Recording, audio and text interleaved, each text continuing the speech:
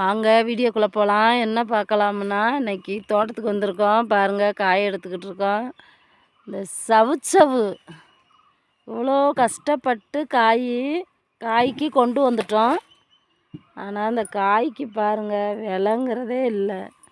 விலை விற்றா தானங்க வாங்கின பக்கம் பாக்கி சாக்கி அடைச்சி சந்தோஷமாக இருக்க முடியும்.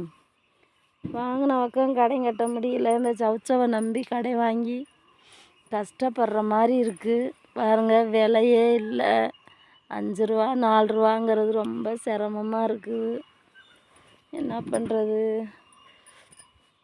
நம்மளா கஷ்டப்பட்டு ஆளை விடாமல் சரி எடுக்கலாம் அப்படின்னு நினச்சி பாருங்கள் எடுத்துக்கிட்டு இருக்கோம். இந்த சம்சாரி எதுவுமே பேச மாட்டேங்கிறாரு. சாப்பிட கூப்பிட்டாலும் வர மாட்டேங்கிறாரு. பசி எடுத்துருச்சு. சரி வாங்க போய் சாப்பிட்லாம் அப்படின்னா, சாப்பிட்றது கூட நமக்கு பசியே வரலையே அப்படிங்கிறாரு. காய் விளைவித்தா லவக்குன்னு சாப்பிட்ணுன்னு நினைக்கிறாரு. காய் விளைவிக்கலைன்னா பசி வரலைங்கிறாங்க. இந்த சம்சாரியை நம்பி கூட வந்தால் எப்படி இருக்குன்னு பார்த்தீங்களா? எப்படிங்க வாழ்கிறது? கஷ்டமாக இருக்குது.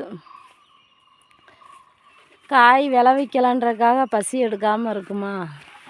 இந்த பசியின் தோற்றத்தை காய் இவ்வளோ அற்புதமான காய்.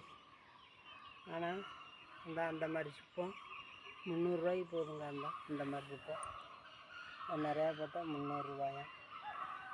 300 ரூபாய்க்கு விற்று நாங்கள் சம்சாரி என்ன செய்ய முடியும்? பாருங்க, டீசலு 100 ரூபா, உரம் 2000 ரூபா, 1800 ரூபா ஒரு மூடை. இதில் போட்டு நாங்கள் என்ன செய்ய முடியும்? சம்சாரி வேலையே செய்யக்கூடாதுன்னு முடிவில் இருக்கோம். அடுத்த வருஷம்லாம் சம்சாரி விவசாயத்தை விட்டுறலாம்னு முடிவு பண்ணிட்டோம். எத்தனை நாளைக்கு இப்படியே கஷ்டப்பட்டு வீணாக போகிறது? பாருங்க, இந்த விவசாயி கஷ்டப்பட்டு பலன் இல்லைன்னு சொல்லி ரொம்ப வருத்தத்தோடு புலம்புறாங்க. நல்லா விலை விற்றுச்சுன்னா நல்ல ட்ரெஸ்ஸு போட்டுட்டு வர்றாங்க, விலை வைக்கலைன்னா கிழிஞ்ச பனியனை போட்டுட்டு வர்றாங்க. பாருங்க, இந்த சம்சாரி ரொம்ப வருத்தத்துடன் தெரிவிக்கிறார். அப்போ மக்கள் பார்த்து இந்த சம்சாரியோட இந்த விவசாயிக்கு ஒரு சப்ஸ்கிரைப் பண்ணுங்கள், லைக் கொடுங்க, ஷேர் கொடுங்க, கமெண்ட் கொடுங்க. நன்றி, வணக்கம்.